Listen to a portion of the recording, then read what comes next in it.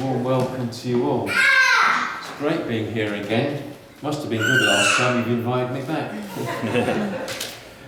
Some of you have asked, if anyone's interested, I've got a second book out and there are copies at the back. If you're interested, please help yourself to one. If you want to put a donation, that's fine. If you want to just take it, that's great. I'd sooner you read it and it be on your shelf than on mine, so help yourselves, please.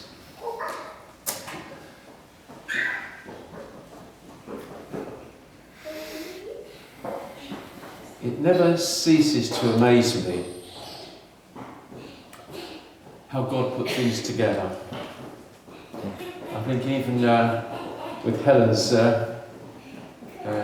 talk to us this morning and even the words of some of the songs and even what I'm about to share, God has his own agenda. Have you noticed that before? Oh, yes. So, this morning we're having an anniversary celebration, is that right? Yep. What are we celebrating? Harvest in church. Somebody said harvest, church. 56 years that we've been here in Hay Lane. You've been here 56 years. Is that a good celebration? Yeah? Yeah. Anything else? That's a good start, isn't it? But I would imagine in all that what we're really celebrating is God's goodness, his faithfulness, his loving kindness, his grace, his mercy. Are we not? Yes. That's the biggest celebration. That's the reason why we're really here, isn't it? That's the reason why we exist. And Jesus came to demonstrate the love of his Father for us in all those ways. And as Helen alluded to earlier, ultimately he paid the high price because his love is so great for all humanity. And that's the nature of God. That's who he is. And he's the same yesterday, today, tomorrow, forever. He doesn't change. You know, we can be quite fickle, can't we, if we're honest? We're like this. But God is the same. He never changes. He remains constant. And nor does his purpose change. And in this sense, he is, I would describe first and foremost as a missional God. He came in search of us. That was his mission. To free us from sin's enslavement, to reconcile us, to redeem us, to restore us. He came, he sought, and he found. You and me. It's the only reason we're here. And in that sense, he's the God who gathers. His mission is to gather. He draws us into community, into relationships with himself and with one another.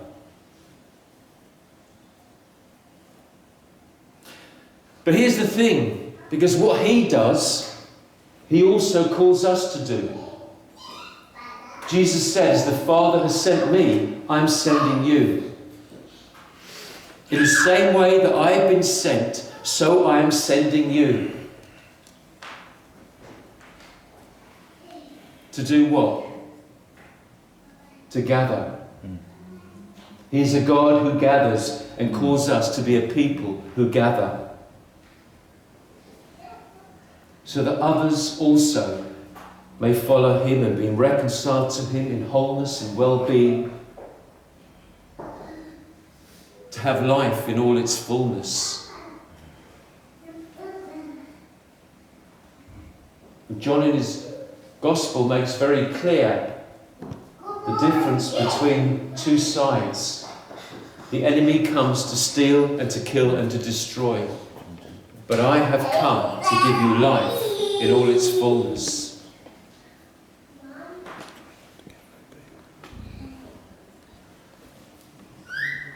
We gather because God first called and gathered people into relationship with himself.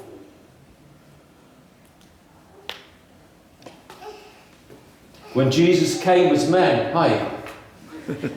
You're fine, carry on. That's a good boy. You know, when Jesus came as my man, he gathered others to follow him and build community with him. And we see in the early church that the same ethos extended to that church, gathering and growing numerically and spiritually. Gathering is about being relational and missional. Jesus' great commission to us is to go and make disciples.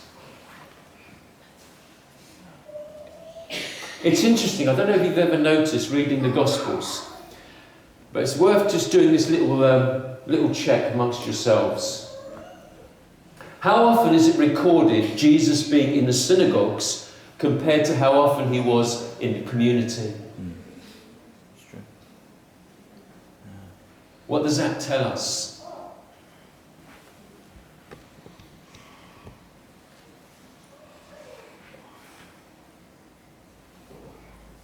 The church, therefore, is a gathering community, and central to its DNA is the embracing of others and journeying with them, sharing God's love for us and establishing and extending God's kingdom here on earth.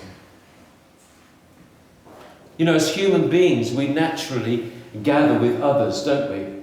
Because we are primarily relational beings. We weren't created to be islands, isolated from one another. But there's a world out there that actually does exactly that. It isolates and it separates people. Have you noticed? Everything about what you do is designed to isolate you. I can do all my shopping online. I can do everything online. I can work from home. I don't have to have contact, physical contact with anybody in this world anymore.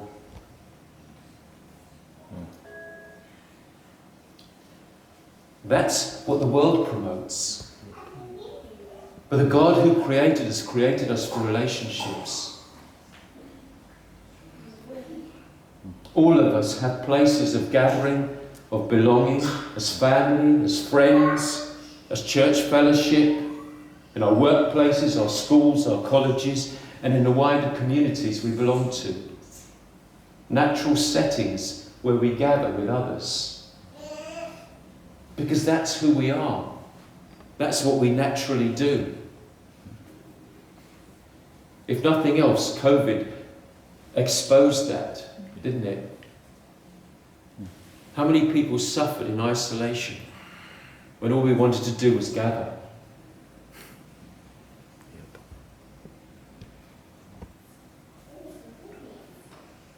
And gathering is what our passage today relates to.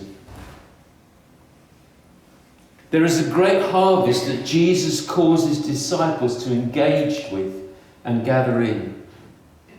He calls them to go and build relationships with the wider community.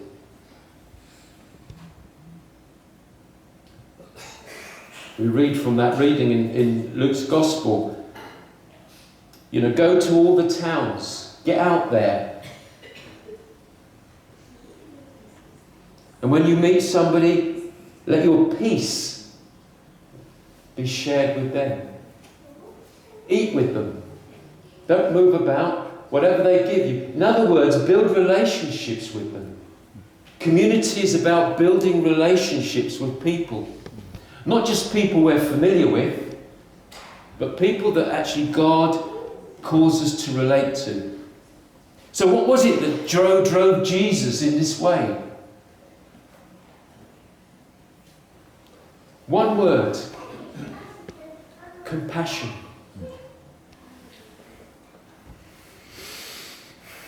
In Matthew chapter 9 we read this. But when Jesus saw the multitudes, he was moved with compassion for them, because they were weary and scattered like sheep having no shepherd. Then he said to his disciples, "The harvest truly is plentiful, but the labourers are few. Therefore pray to the Lord of the harvest to send out labourers into his harvest."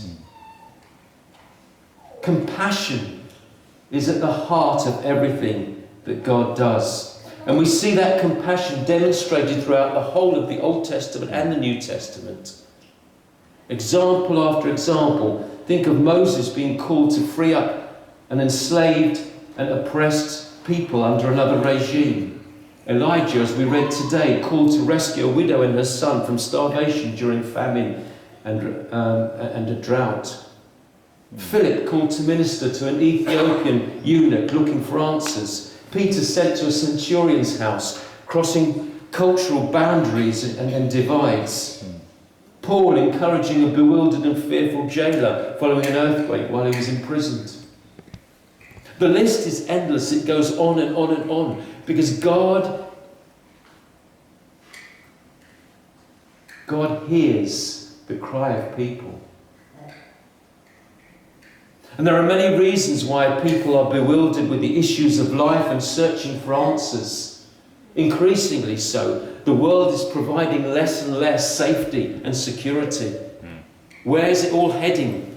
All we hear on the news are wars and rumours of wars and earthquakes and troubles and everything disintegrating, and even within our own societies and community, the fabric of everything is falling apart, and people are wondering, where's it all going? There is no sense of safety or security anymore anywhere. Not even in our neighbourhoods. Children are being snatched away from their childhood. 4-year-olds carrying knives. I don't need to describe it to you. You know what I'm talking about. And God hears the cry of people who are lost, who are distressed, who are in despair, who are isolated, lonely, in fear, hopeless, helpless, vulnerable, suffering, impoverished. And his heart is filled with compassion. And he sends us, you and me, us, his church, to bring comfort, reassurance, hope, meaning, purpose, direction, healing into people's lives.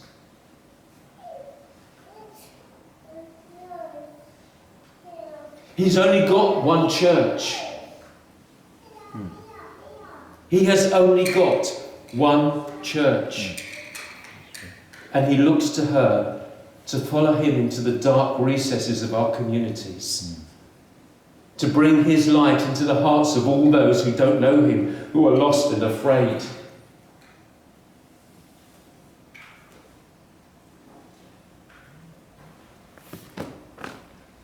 So where are the harvest fields here? Where is he calling his church to gather, to encourage one another, to participate in what he is doing? Because the harvest is vast and it's ripe. In this day and age, it is ripe. People are searching for God more than we realise. In fact, I would go so far as people are searching for God more than we want to share God with.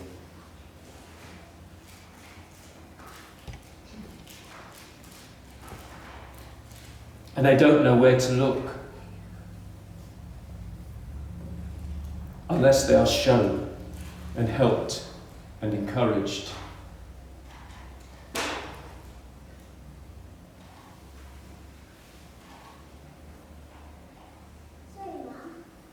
I suppose you could say this is a bit of a wake-up call for all of us. But imagine for one moment a gathering place in the centre of town where the whole community can come together. A place where the lonely, the vulnerable, the isolated can find companionship and friendship in a safe and welcoming environment. A place where networks together all the community groups and organisations where you can access facilities and resources, support and help, whatever issues you're struggling with. A place where you can offer your skills to help and get alongside others. A place where you can build relationships and share good news, bringing encouragement and hope to others. Wouldn't that be a good place? Wouldn't that be a great place to start? What do you think? How many of you would want to invest in a place like that? No one? One person? Two? Come on, seriously. This is interactive. How many of you would want to invest in a place like that? Yes. Where communities come and share together, where there's that sense of wholeness. You know, so often people say, where do I go for this, or who do I see about that? Or I seem to have fallen between two stools, or I don't know where to, but I need... And to say, go there.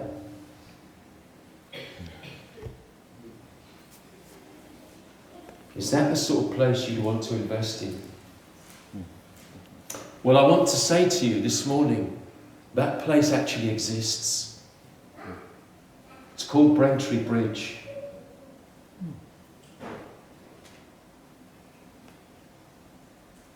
A vision given to us a few years ago that has now come into being.